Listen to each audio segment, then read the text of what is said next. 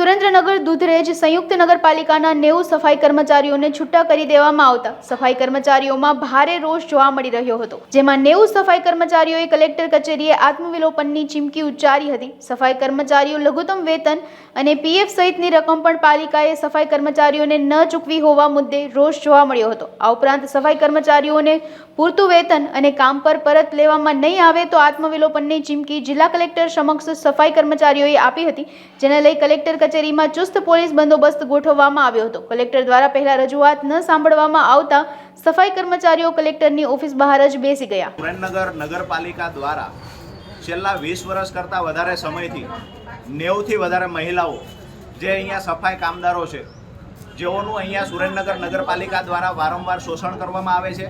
20 વર્ષ કરતાં વધારે સમયથી આ લોકો નોકરી કરતા હોવા છતાં એ લોકોને નોકરીમાંથી છૂટા કરવા માટેનું એક ષડયંત્ર તૈયાર થયું છે। 8 કલાકમાંથી 4 કલાક, 4 કલાકમાંથી 2 કલાક નોકરી આપવામાં આવે છે।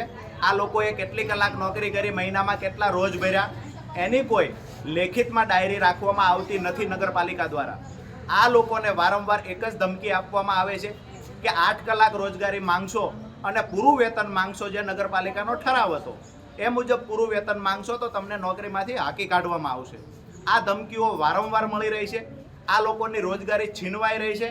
ત્યારે આજે 90 થી વધારે બહેનો જિલ્લા કલેક્ટરને લેખિત રજૂઆત કરવા આવ્યા છે અને સાથે અલ્ટિમેટમ પણ આપ્યું છે કે ખરેખર જો અમારી સાથે આવી જ રીતે અન્યાય થશે, અમારી રોજગારી છીનવી લેવામાં આવશે તો ખરેખર અમે અમારા પેટનો ખાડો પૂરવા, અમારું જીવન ગુજરાન ચલાવવા માટે આ નોકરી કરીએ છીએ અને એ નોકરી કોઈ હાથો બની અને ષડયંત્ર કરીને અમારી નોકરી છીનવી લેશે તો આત્મવિલોપનની પણ ચીમકી આ બહેનોએ આપી છે।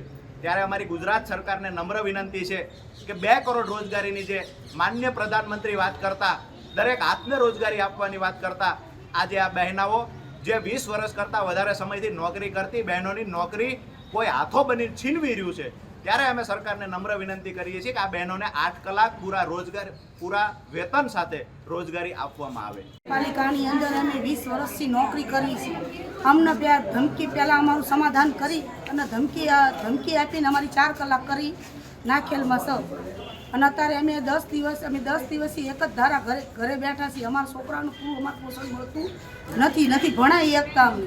આ નગરપાલિકાવાળા કોઈ પણ અમારી સામું જોતું નથી। અમારી 8 કલાકની નોકરીની માંગણી છે। અત્યારે અમે કલેક્ટર ઓફિસે અમે રજૂઆત કરી, નહીં સ્વીકારે તો અમે આત્મવિલાપ કરશું।